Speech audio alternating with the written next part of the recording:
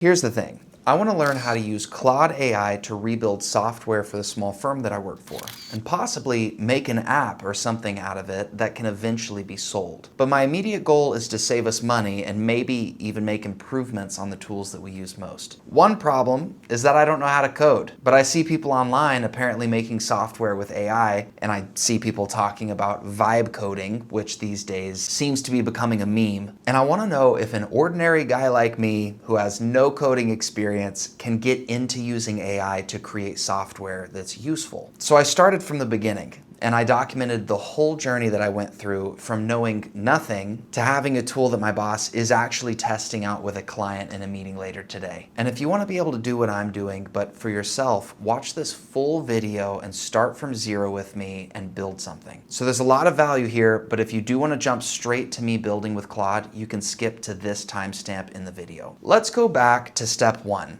I genuinely knew nothing about Claude. The AI I was using was Google Gemini, and I had used ChatGPT before that. But now I'm getting into Claude because of the free online academy, which was released by Anthropic, the company that makes Claude AI. And it has about 20 different courses, again, all of which are free, and it seemed like the clearest entryway for someone in my position to learn more. Plus, everyone I see online talking about vibe coding or showing actual things that they've created are using Claude. So my first question was, if there's 20 courses, where do I even start? A bunch of those courses are about having AI fluency for different things. There's one that's AI fluency for educators, one is for building with code, for students, for nonprofits, and others. I'm planning to skip all of those for now. I actually started my process by pasting the URL to the Anthropic Academy into Claude and asking which lesson I should start on. And it told me that those fluency courses are actually repackaging information that's in other more fundamental courses in the academy. And I don't know if that's true, but I went with its suggestion because I just wanted to get started. And the first course that it had me do is, yes, it starts with the title AI Fluency, but it's called Framework and Foundations. Then after that, I would dig into one called AI Capabilities and Limitations. And finally, I'd do one called Claude 101. Each of these took me less than 2 to 3 hours to complete, and I'm happy to say that there wasn't a ton of crossover. Each course stood on its own and actually complemented the others. Big fan so far. I'm going to talk about each of these courses and give my highlights just in case you're really eager to get building. And maybe my highlights in this video might be able to help save you a couple of hours. The Framework and Foundations course had 15 lessons, and the whole thing is about partnering with AI. Not just using it as a fancier Google or a spell checking tool for the book that you're writing or your school report, but to become more effective alongside it, getting more important stuff done with AI, and to be more efficient alongside it, like actually doing more work in less time. The goal is to think with AI, so it becomes your thought partner. Interestingly, and a side note, but a thought partner is the same language used in the AI-Driven Leader by Geoff Woods, and I made a video all about this book. You can watch it when you're done with this one. Besides being more efficient and effective, this course teaches that it's on us to be ethical in our use of AI and to be safe when using it, meaning that if you upload your personal data or someone else's personal data to AI, knowing that that's not protected. This was actually a really important point for me and probably a lot of professionals, but I'm working at a financial firm and wanting to create a software that would house personal client data. Eventually, I'm going to want to figure out how to protect the data in the software that I'm building. But let's stay one step at a time here. The core of this course is what they call the 4 Ds. The first one is delegation. This is knowing what work you should do versus what the AI should be doing. Basically, you shouldn't expect to hand off everything to AI, and you also should learn how to delegate and not be too controlling of your workload. You hold all the responsibility, but that's not the same thing as you being unable to delegate work. Be responsible and delegate well. The second one is description. And in short, this is how detailed you are when describing what you want to Claude. It's not saying, hey, I have this idea, I want you to build X.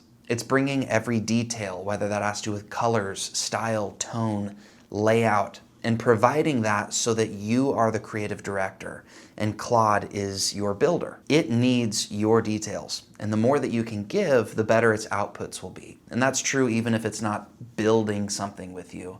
It's true for all AI outputs.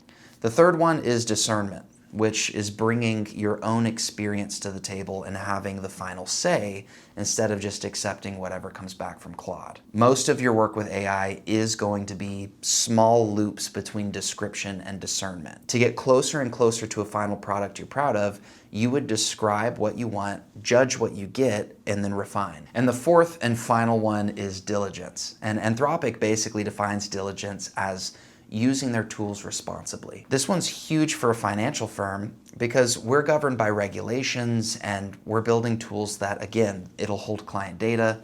So the question is, are you willing to stand behind the AI-assisted work that you've done and to take responsibility for it, rather than acting like AI just made all of this entirely on its own? And there's also transparency diligence, which is being honest about AI's role in the work that you've done with any people who would need to know. The course basically says that if you know those four, delegation, description, discernment, and diligence, then you've become AI fluent. But I disagree, because the second course covers other really important info that partners well with this info. And I think it's after you get through both of the courses' content that you could start to say you're AI fluent. But before I move on to the next course, the last thing I'll say about this one is that it covers AI hallucinations and why those happen. And if you don't know, that's basically when AI completely makes stuff up. For now, you can count on AI continuing to fabricate facts in its outputs. But to defend ourselves from that, this quote stuck with me from the course. The most effective AI collaborators are experts in their field first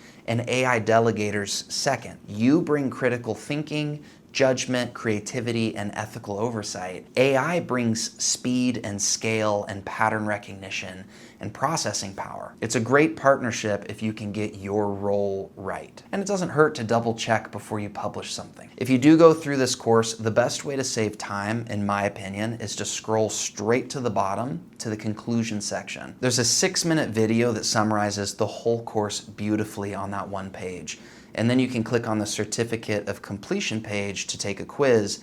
And I think that if you nail all 10 questions on that quiz, honestly, you get it. And you've likely saved yourself over an hour of your time. All right, second course is AI capabilities and limitations. This one has 14 lessons and seems to have been made to directly complement that first one. One example of that is the Fluency course focuses on human competencies. That was the 4 Ds. And this course focuses on how the AI is strong or weak. So the whole point of this course is to stop being surprised by the outputs that you see. If Claude outputs something that you weren't looking for or you don't understand, this course will explain to you why it does that and some ways to maybe navigate that to clean it up. Here you learn about the 4 core properties of Claude. Number 1 is called the next token prediction. This basically means that Claude fundamentally works by predicting the next chunk of text one piece at a time.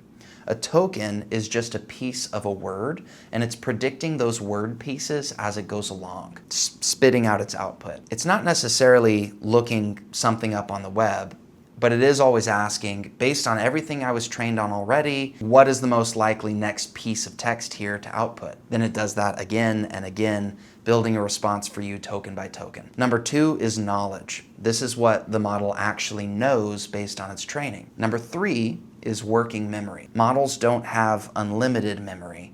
Whatever is in the context window is what it can pay attention to right now. And what that honestly means is if your chat gets too long or you dump too many documents in it, the AI will start dropping your data and it won't even tell you. And it's usually the oldest data in the chat that it drops. So you're better off starting a fresh chat with a brief but detailed summary of the really long one than continuing the really long chat indefinitely. I actually learned this the hard way when using Google Gemini.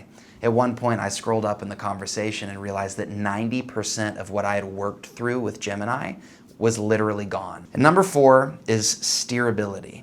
This is how well it follows your directions. The question here is basically, are you in the driver's seat, or is there a gap between what you intended and what you're getting? The course also gives you some vocabulary to use when talking with Claude, and this is vocabulary that can help shape its behavior beyond the default setting that it has. If it caves the second you push back on anything, that's a word that I really can't pronounce. Sycophancy? Sycophancy? If you're getting essays when you want bullet points, that's verbosity. And if you're getting a lot of heavy caveats on a pretty harmless question that you gave it. That's over caution. So bring up those terms and you can adjust the settings for your chat, literally telling it you want more of something or you want less of something, and it will steer around the default settings it has. And that's the gist of my highlights. When I was all done with both of these courses, I thought that was a lot of foundational info that helps, but wow, I'm just ready to build something. And that brings us to the third course, Claude 101. If you just want to dive right in and you already know a bit about what AI is and how it works, you can technically skip to this course. So here are my highlights from this course. There are projects in Claude, which are basically containers. Projects are containers, and they hold multiple different chats in them, and these projects remember the full context of everything inside. Every chat, every uploaded document. You can even write guideline instructions to change how Claude behaves within the project. Then there are skills. A skill is basically a textbook for Claude that teaches it to do a specific task in a repeatable way. If you ask it to do certain things, in my experience, it will automatically load a skill.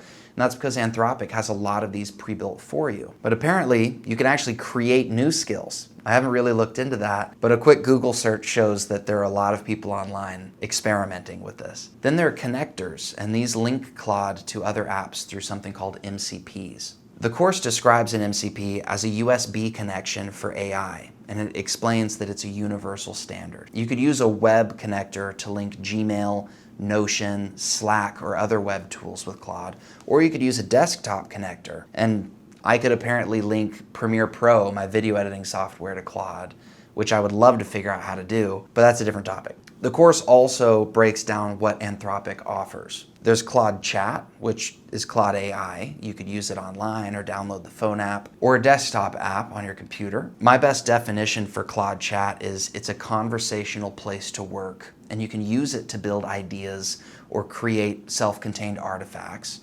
And an artifact is what Anthropic calls anything generated by Claude, like documents or visuals, etc. But Claude Chat cannot reach into your computer to grab files or place new files someplace in your computer.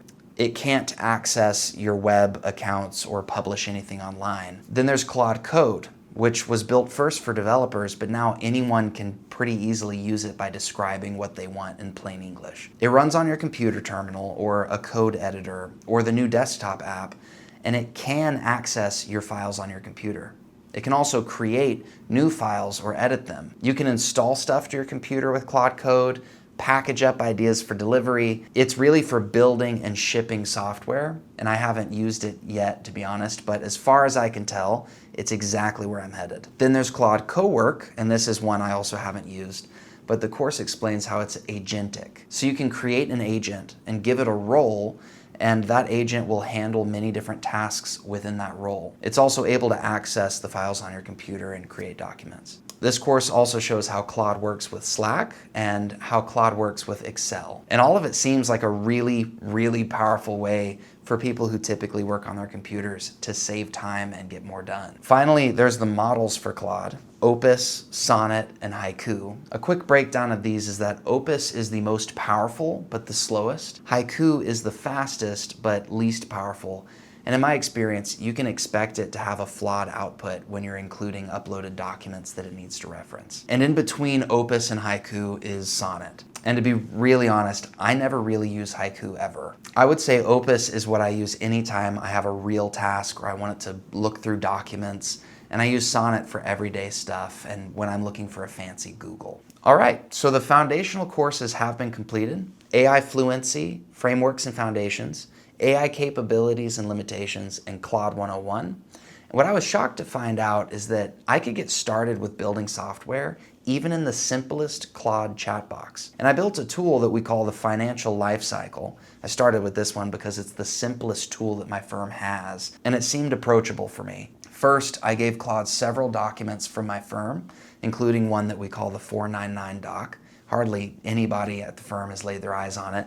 It's enormous, basically impossible for me to read, and it lays out the behind-the-scenes logic of several of our tools. I was amazed to see that Claude could read it without any trouble. I read English, Claude reads 499 doc. I also uploaded a 2-page PDF that explains in plain English how the tool's main engine should work. And finally, I lucked out because I didn't have to describe what I wanted the tool to look like. I could upload actual screenshots of our current software outputs for Claude to see. I then put in this introductory message to the chat, and almost immediately Claude spat out this software. If you're just talking proof of concept or a pitch deck, this is a phenomenal result in relatively no time at all. But from here, I ran into a back and forth that was genuinely massive, and I'm trying to figure out why the tool doesn't work right. And I had a breakthrough. I uploaded the HTML file of this new tool that Claude had created into a separate chat and asked it to write in plain English a document explaining exactly what the code was doing. That was the number one thing that exposed all the errors. The 499 doc was so huge, and it turns out complicated, that Claude was pulling in pieces from other tools we have that don't belong in this tool's engine. I had to do several rounds of opening a new Claude Chat, uploading the 499 doc alongside the HTML, or uploading a plain English document that I had it generate again. I made like 7 or 8 of those. And I would have Claude create a report comparing exactly what was in the tool HTML that was made and what were in the other documents and what needed to be taken out. And in the end, I understood this tool inside and out and was actually able to identify one way that this original tool that we had been using could be improved. And I implemented that. And I found another way that the tool we originally used was in and of itself broken, and I got to fix that. I'm like, man, I'm not a developer, but I'm completely impressed with what a normal Claude chat window can do. This took a lot of my patience, and it was definitely not plug and play, but I honestly think that because I didn't write a single line of HTML, I am a huge fan, and I just want to dig deeper. Claude did the heavy technical lifting, my firm provided the engine data and visual direction, and I guided the work, catching mistakes and assumptions that Claude had made. So even for a simple rebuild of something that currently exists, I think it's worth noting your human involvement is pretty high. But in the end, I was better off because I understood this tool way better than I used to. And the truth is, I'm not done yet. Probably not even close. So far, I've built a self-contained HTML tool artifact in Claude Chat. I'm able to email that HTML file to a coworker and have them open it in their browser locally and use it with a client. That's great, but I can't ship the software. For that, I would need to learn Claude Code. So there's some more courses that I'm going to dig into from Anthropic before making another one of these videos. And I want to learn how to actually produce an app that you can have on your phone and an application you'd have on your desktop computer and how to ship it. As far as I understand it, that is my next goal. And if you'd like to learn that alongside me, please subscribe. For now, you can watch my video on Geoff Woods' book, The AI-Driven Leader, which was very helpful for me even before I knew about Anthropic. See you in the next video.